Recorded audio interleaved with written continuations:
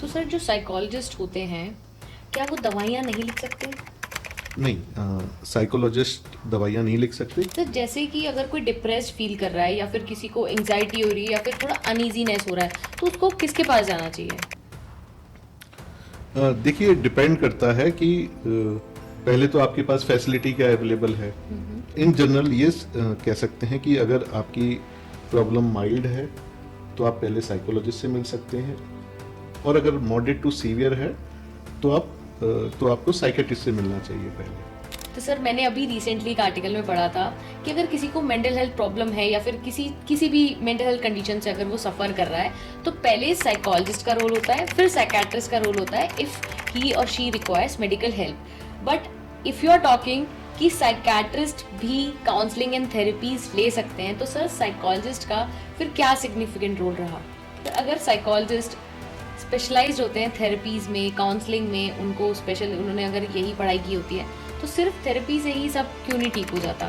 क्यों हमें medical help लेनी पड़ती है और हमें साइकेट्रिस्ट के पास जाना पड़ता है? जैसे मैंने बताया कि जो थेरेपीज़ हैं वो माइल्ड सिम्टम्स पे अच्छा काम करती हैं। जब सिम्टम्स मॉडरेट टू सीवियर हो जाते हैं तो इवन थेरेपीज़ के लिए कोऑपरेट करना, कंसंट्रेट करना और उन पर पूरा कंप्लाई करना पेशेंट के लिए डिफ़िकल्ट हो जाता है। साइकेट्रिस्ट अगर नहीं होगा या फिर अगर साइकोलॉजिस्ट ट्रीटमेंट में नहीं होगा, तो वो ट्रीटमेंट सक्सेसफुल नहीं होगा, आप ये कहना चाहते हैं?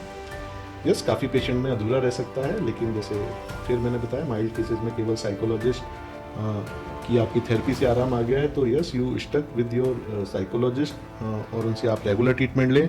लेकिन अगर टाइम हो गया है, 3-4 वीक हो गए हो, कुछ प्रोग्रेस नहीं दिख रही है, तो हो सकता है कि केस केवल माइल्ड ना हो, ठीक है, और साइकेट्रिस्ट की भी ज़रूरत पड़े। सर इस चीज़ से ना बहुत सारे स्टिग्मास जुड़े हुए हैं, जैसे कि लोग साइकोलॉजिस्ट के पास जाते हैं तो वो पागल कहलाए जाते हैं, तो ऐसा कुछ होता है क्या? ये सैड है कि ऐसा स्टिग्मा है कि अगर कोई साइकोलॉजिस्ट या साइकेट्रिस्ट के पास जा रहा है तो उसको लोग पागल कह देते हैं, और काफ़ी बार इस स्टिग्मा की वजह से लोगों को प्रॉब्लम होती है, उनको पता है कि उनको एंजाइटी है, डिप्रेशन है, तो वो स्टिग्मा की वजह से साइकेट्रिस्ट या साइकोलॉजिस्ट के पास जाना अवॉइड करते हैं। सेम टाइम वो फिजिशियन या न्यूरोलॉजिस्ट के पास चले जाते हैं स्टिग्मा से बचने के लिए कि चलो वहाँ से कुछ मुझे हेल्प मिल जाएगी, मेरी एंजाइटी कम करने की डॉक्टर साहब कोई दवा लिख देंगे। लेकिन इसमें ध्यान रखना है कि अगर आप साइकोलॉजिस्ट या साइकेट्रिस्ट के पास जा रहे हैं तो आप पागल नहीं हैं।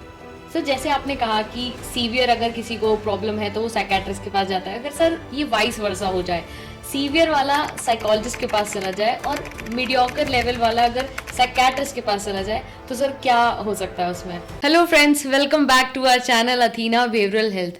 आज हम एक काफ़ी कॉमन कन्फ्यूजन के बारे में बात करेंगे, जो कि है साइकेट्रिस्ट और साइकोलॉजिस्ट में डिफरेंट। क्या साइकोलॉजिस्ट के पास आप जाते हैं तो आपको पागल कहा जाता है? यही जानने के लिए तो आज हमारे साथ हैं doctor Ashish Mittal. He is senior consultant psychiatrist, de addiction specialist at Athena behavioural health and he is also an AIIMS alumni. तो आज डॉक्टर आशीष मित्तल हमें बताएंगे कि साइकेट्रिस्ट और साइकोलॉजिस्ट में डिफरेंस क्या होता है।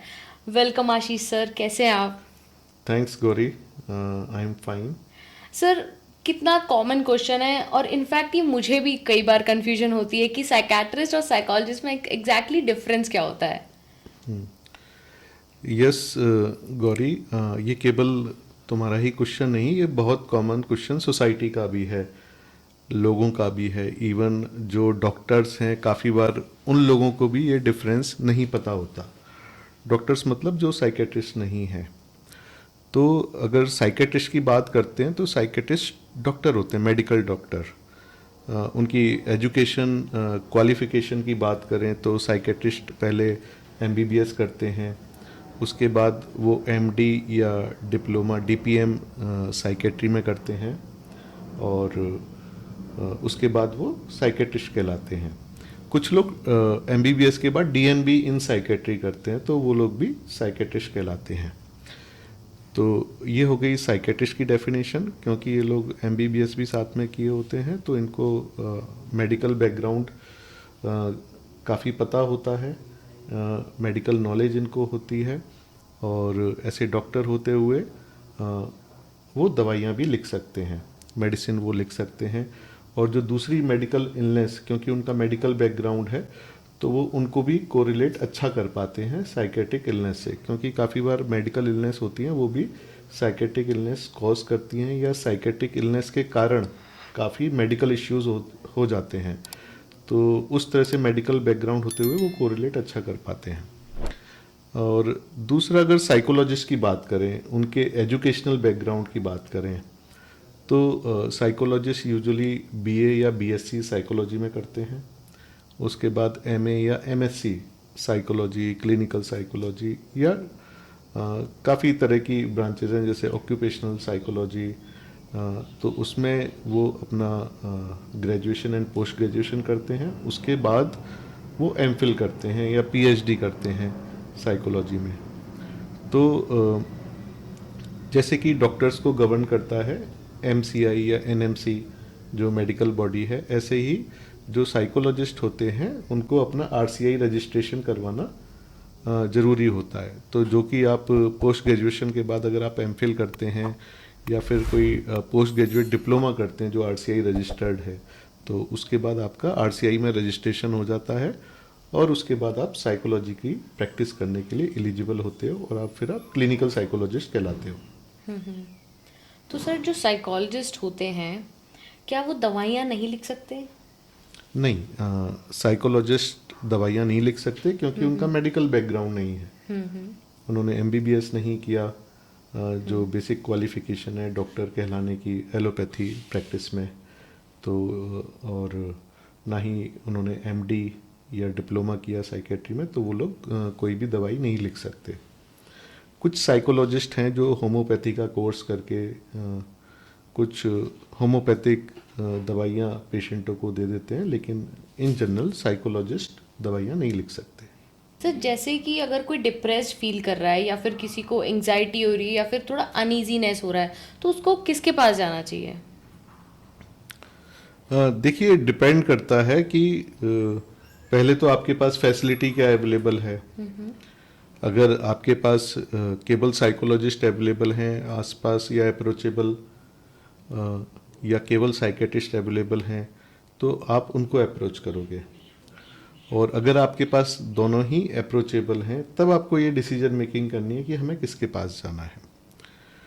तो अगर किसी पर्सन को सिंपल स्ट्रेस है, माइल्ड एंजाइटी है, माइल्ड डिप्रेशन है, या किसी तरह का भी स्ट्रेस उनकी लाइफ में चल रहा है, लोनलीनेस वो फील करते हैं, किसी से अपनी बातें शेयर नहीं कर पा रहे, या रिलेशनशिप को लेके कोई टॉपिक को लेके वो परेशान हैं जिसमें वो डिसीजन मेकिंग नहीं कर पा रहे, या माइल्ड एडिक्शन की समस्या है कि कभी कभी ओकेजनल वो सब्सटेंस यूज़ कर रहे हैं, उसको नहीं रोक पा रहे और वो किसी से काउंसलिंग चाहते हैं, डिस्कशन करना चाहते हैं, तो ऐसे लोगों को पहले साइकोलॉजिस्ट से मिलना चाहिए।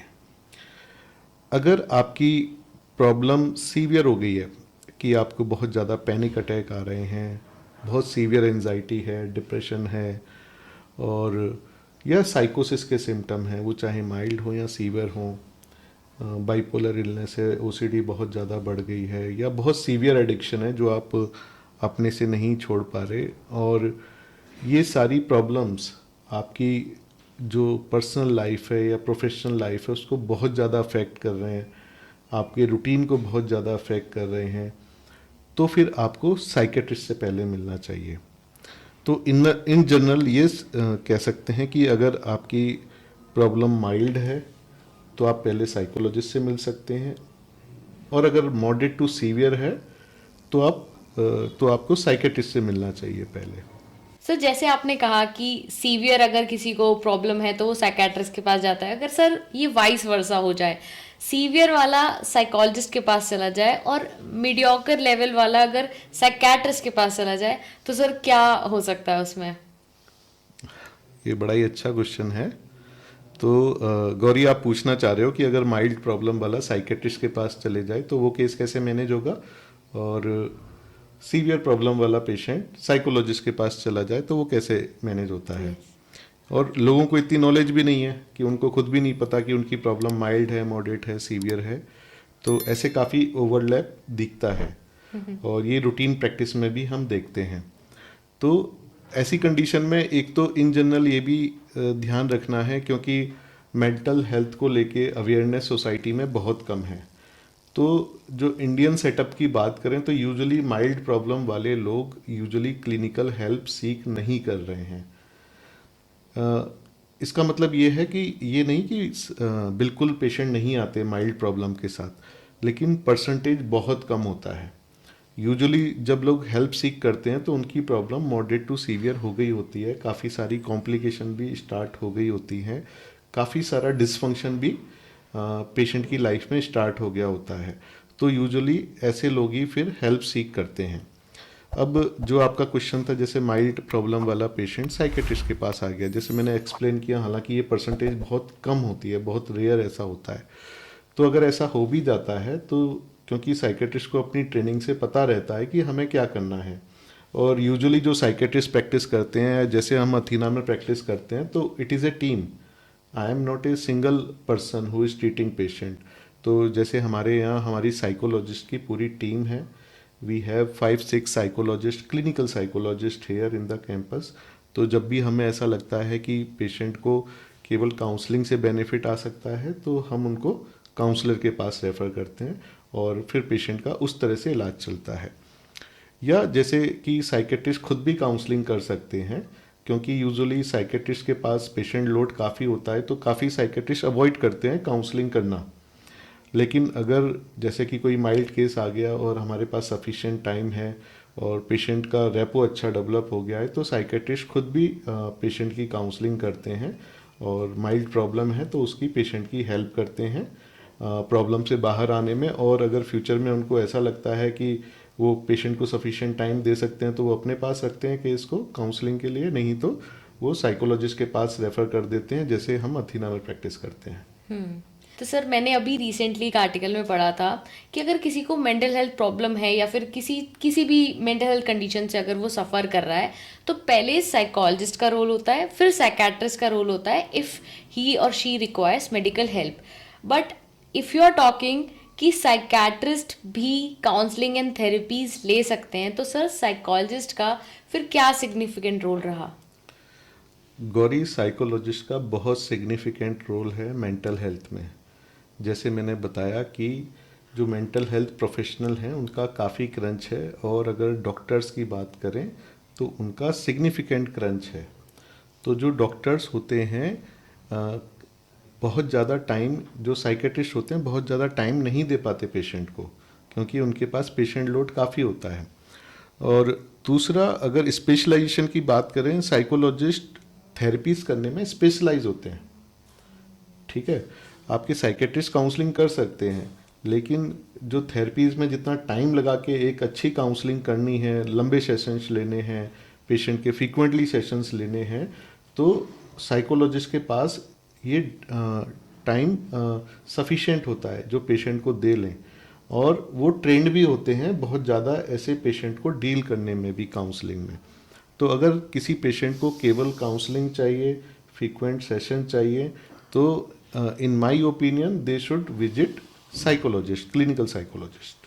सर, अगर साइकोलॉजिस्ट स्पेशलाइज्ड होते हैं थेरेपीज में, काउंसलिंग में, उनको स्पेशल, उन्होंने अगर यही पढ़ाई की होती है, तो सिर्फ थेरेपी से ही सब क्यों नहीं ठीक हो जाता? क्यों हमें मेडिकल हेल्प लेनी पड़ती है और हमें साइकेट्रिस्ट के पास जाना पड़ता है? जैसे मैंने बताया कि जो थेरेपीज़ हैं वो माइल्ड सिम्टम्स पे अच्छा काम करती हैं। जब सिम्टम्स मॉडरेट टू सीवियर हो जाते हैं तो इवन थेरेपीज़ के लिए कोऑपरेट करना, कंसंट्रेट करना और उन पर पूरा कंप्लाई करना पेशेंट के लिए डिफ़िकल्ट हो जाता है।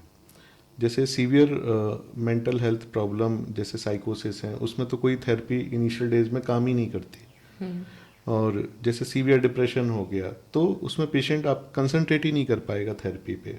बहुत ज़्यादा एंजाइटी है, पेशेंट रेस्टलेसनेस है, वो थेरेपी पे फोकस ही नहीं कर पाएगा, बैठ ही नहीं पाएगा इनफैक्ट। तो जो भी सीवियर केसेस हैं या मॉडरेट टू सीवियर केसेस हैं, उसमें दवाइयों की ज़रूरत पड़ती है, क्योंकि उसमें प्रॉब्लम जो होती है केमिकल इम्बेलेंस से भी होती है ब्रेन में। जैसे हम एंजाइटी डिप्रेशन की बात कर लें तो सेरोटोनिन में इम्बेलेंस होता है, बाइपोलर और साइकोसिस की बात कर लें तो ऐसी इलनेसेस में यूजुअली डोपामिन में इम्बेलेंस होता है ब्रेन में। तो काफ़ी मेडिसिन्स हैं जो सीधे इन्हीं केमिकल्स पे ही काम करती हैं। तो पेशेंट को फास्ट रिलीफ आ जाता है और जल्दी से फ़ायदा होता है।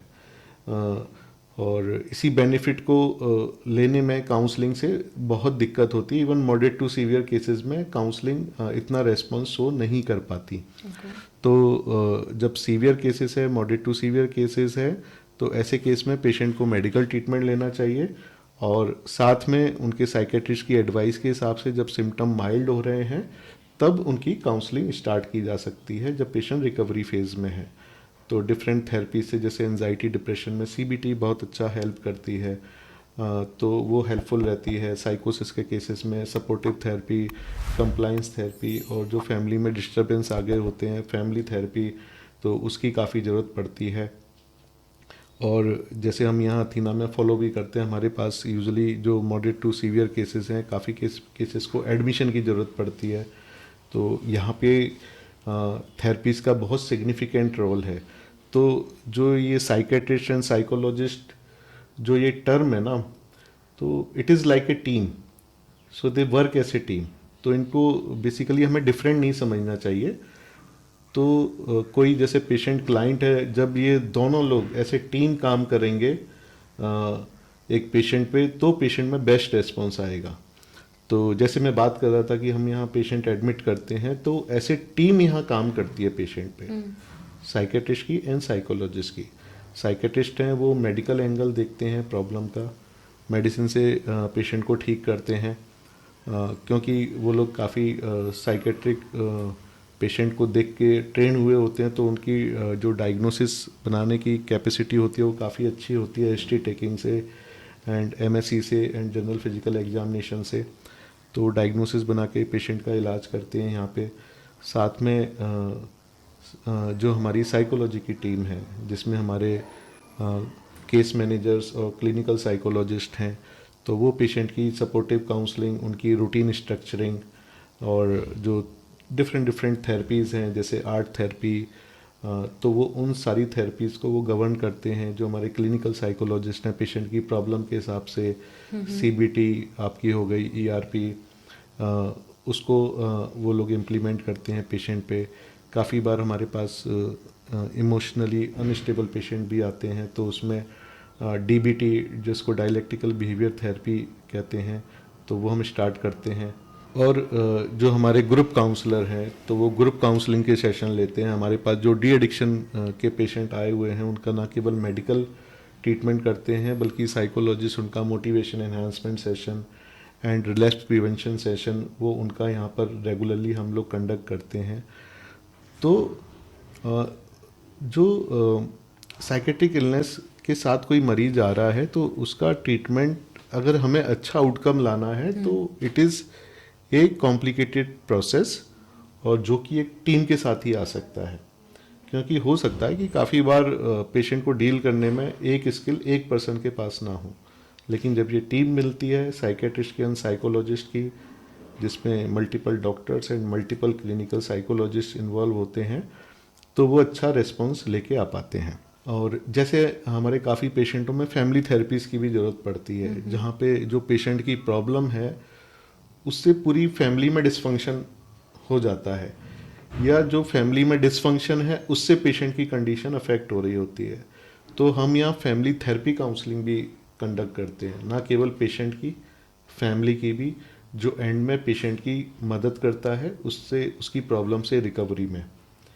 इसके साथ साथ साइको एजुकेशन बहुत इम्पोर्टेंट पार्ट है थेरेपी का, जिसमें पेशेंट को एजुकेशन दी जाती है प्रॉब्लम के बारे में।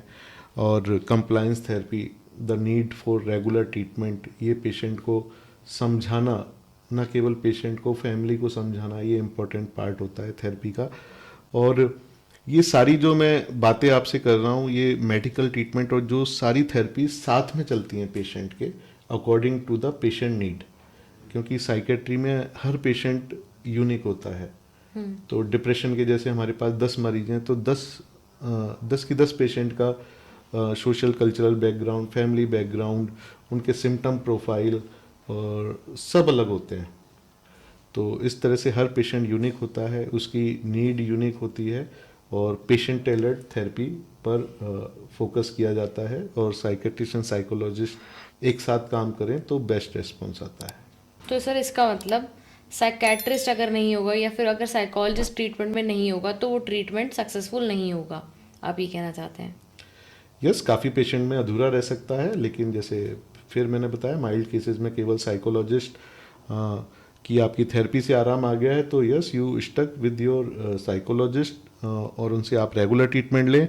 लेकिन अगर टाइम हो गया है 3-4 वीक हो गए हो, कुछ प्रोग्रेस नहीं दिख रही है, तो हो सकता है कि केस केवल माइल्ड ना हो, ठीक है, और साइकेट्रिस्ट की भी ज़रूरत पड़े। तो अगर किसी केस में ज़्यादा टाइम हो रहा है, आप काउंसलिंग ले रहे हैं फिर भी आराम नहीं आ रहा, तो फिर आपको साइकेट्रिस्ट से भी मिलना चाहिए। सर जो नॉर्मल फिजिशियंस होते हैं जो फीवर या फिर कोल्ड वगैरह देखते हैं तो वो साइकेट्रिस्ट भी देख सकते हैं, वो उसकी भी दवाई लिख सकते हैं? अ, देखिए, जो इंडिया में एमबीबीएस जो डॉक्टर होते हैं वो सारी बीमारियों की दवाई लिख सकते हैं एज पर रूल, लेकिन उनको इतनी ट्रेनिंग नहीं होती है। जो एमबीबीएस है उसमें साइकेट्री की इतनी इंटेंसिव ट्रेनिंग नहीं दी जाती कि वो पेशेंट को प्रॉपर तरीके से डायग्नोस कर सकें, ट्रीटमेंट दे सकें, क्योंकि ये तो हमने भी एमबीबीएस किया है, हमको पता है कि कितनी ट्रेनिंग हमारी हुई थी। तो इनफैक्ट जब मैं एमबीबीएस करके जब मैं एम्स में गया था और अपनी साइकेट्री की ट्रेनिंग कर रहा था, तो 6 मंथ तक मुझे सारे पेशेंट एक जैसे ही दिखाई देते थे। वो चाहे एंजाइटी का पेशेंट हो, चाहे डिप्रेशन का, चाहे साइकोसिस का, ओसीडी का, बाइपोलर का। तो वहाँ हमारे सीनियर प्रोफेसर्स राउंड लेते थे, केस का लंबा लंबा डिस्कशन चलता था, एक एक केस का 1-1 घंटा डिस्कशन चलता था, और मैं सरप्राइज होकर देखता रहता था कि ये क्या हो रहा है। फिर धीरे धीरे जैसे हमारी ट्रेनिंग हुई, हमें क्लैरिटी आई, और फिर धीरे धीरे इतनी क्लैरिटी आ गई तो काफ़ी बार 5 मिनट देख के ही पता लग जाता है कि पेशेंट किस प्रॉब्लम को फेस कर रहा है और कैसे मैनेज करना है। फिर आपका इंटरेस्ट भी बढ़ता जाता है धीरे धीरे। तो वही सब चीज़ सोच के तो मैं समझ सकता हूँ कि एमबीबीएस या डॉक्टर होते हैं जो या जनरल फिजिशियन होते हैं, इनफैक्ट जो न्यूरोलॉजिस्ट भी होते हैं, उनको इतना एक्सपीरियंस नहीं होता कि वो साइकेट्रिक कंडीशन को बहुत अच्छे तरीके से ठीक कर पाए। ओके सर, इस चीज़ से ना बहुत सारे स्टिग्मास जुड़े हुए हैं, जैसे कि लोग साइकोलॉजिस्ट के पास जाते हैं तो वो पागल कहलाए जाते हैं। सर ऐसा कुछ होता है क्या? ये सैड है कि ऐसा स्टिग्मा है कि अगर कोई साइकोलॉजिस्ट या साइकेट्रिस्ट के पास जा रहा है तो उसको लोग पागल कह देते हैं, और काफ़ी बार इस स्टिग्मा की वजह से लोगों को प्रॉब्लम होती है। उनको पता है कि उनको एंजाइटी है, डिप्रेशन है, तो वो स्टिग्मा की वजह से साइकेट्रिस्ट या साइकोलॉजिस्ट के पास जाना अवॉइड करते हैं। सेम टाइम वो फिजिशियन या न्यूरोलॉजिस्ट के पास चले जाते हैं स्टिग्मा से बचने के लिए कि चलो वहाँ से कुछ मुझे हेल्प मिल जाएगी, मेरी एंजाइटी कम करने की डॉक्टर साहब कोई दवा लिख देंगे। लेकिन इसमें ध्यान रखना है कि अगर आप साइकोलॉजिस्ट या साइकेट्रिस्ट के पास जा रहे हैं तो आप पागल नहीं हैं। कि जैसे मेरी क्लिनिक पे भी आप आएंगे तो देखेंगे सारे पेशेंट आपको नॉर्मल लगेंगे, आपको नहीं लगेगा कि कोई पेशेंट बहुत ज़्यादा प्रॉब्लम कर रहा है। इनफैक्ट आप जनरल फिजिशियन के क्लिनिक पे चले जाएंगे तो वहाँ पे काफ़ी लोग आपको ऐसे दिख जाएंगे जो वेटिंग से परेशान होंगे, उनका नंबर नहीं आ रहा है, या भीड़ है तो वो ज़्यादा रेस्टलेस होंगे। लेकिन आपको हमारी ओपीडी में रेस्टलेस पेशेंट कम दिखाई देंगे क्योंकि लोग इंटरनली ज़्यादा परेशान हैं। तो जैसे मैं समझा रहा था कि केवल पागल पेशेंट ही नहीं आते, क्योंकि पागल वर्ड एसोसिएटेड है साइकोसिस के साथ। तो साइकोसिस में यूजुअली सीजोफ्रेनिया और बाइपोलर डिसऑर्डर आते हैं, तो ये इलनेस साइकोटिक इलनेस कहलाती हैं। तो अगर ओपीडी की बात करें तो केवल 10 से 20% जो साइकेट्री की ओपीडी में हैं लोग साइकोसिस से पीड़ित होते हैं, और बाकी के 80% लोग स्ट्रेस, एंजाइटी, डिप्रेशन या इनसे रिलेटेड इलनेस या एडिक्शन की प्रॉब्लम, इनसे रिलेटेड प्रॉब्लम के साथ आते हैं, और ये 80% से ज़्यादा पॉपुलेशन है। सर अक्सर हमने ये देखा है कि इंडिया में तो अगर आपको बुखार, खांसी या फिर कुछ नॉर्मल भी प्रॉब्लम है तो लोग डॉक्टर्स के पास नहीं जाते। तो यहाँ तो मेंटल हेल्थ की बात हो रही है, तो सर पता कैसे लगाएं कि हमें अब ट्रीटमेंट की ज़रूरत है, कि हाँ अब हमें दिखाना चाहिए कि कुछ एक्सट्रीम हो रहा है, कुछ तो डिफरेंट हो रहा है जो कि पहले नहीं होता था, और किसको दिखाएं? साइकेट्रिस्ट को, साइकोलॉजिस्ट को? क्योंकि नियर बाय तो तब उस दौरान सर नहीं पता लगेगा किसी को कि हमें इस साइकेट्रिस्ट के पास जाना चाहिए, साइकोलॉजिस्ट के पास जाना चाहिए, क्योंकि आम आदमी को या आम जनता को नहीं पता लगता अभी तक। देखिए, सबसे पहले अगर आपको कुछ भी मन से रिलेटेड दिक्कत है, घबराहट है, बेचैनी है, उदासी है, अ, और किसी भी तरह का रिपीटेटिव बिहेवियर है, तो ये साइकोलॉजिकल सिम्टम है। या जो साइकोसिस के सिम्टम होते हैं, जैसे कि पेशेंट का बिहेवियर अनयूजुअल होना, शक वहम करना, अपने से बातें करना, या बहुत ज़्यादा एग्रेसिव होना, तो फैमिली मेम्बर इस तरह के सिम्टम नोटिस करते हैं। तो जब इस तरह की दिक्कत आती है और वो प्रॉब्लम आपकी personal life, professional life, family life, relationship में बहुत ज़्यादा प्रॉब्लम क्रिएट करने लगे, तो आपको डॉक्टर से मिलना चाहिए। और जैसे मैंने बताया कि आपको अपने नज़दीकी साइकेट्रिस्ट या साइकोलॉजिस्ट से मिलना चाहिए। ठीक है, आपको कुछ नहीं समझ में आ रहा तो आप नियर बाई साइकेट्रिस्ट से मिल लें, वहाँ से आपको गाइडेंस मिल जाएगी कि कैसे आपको प्रोसीड करना है। साथ में मैंने ये भी बताया कि यूजुअली माइल्ड फेज़ में लोग कम आ पाते हैं इंडिया में। इसका स्टिग्मा भी वजह है, और लोगों को एजुकेशन भी नहीं है, ये भी एक वजह है।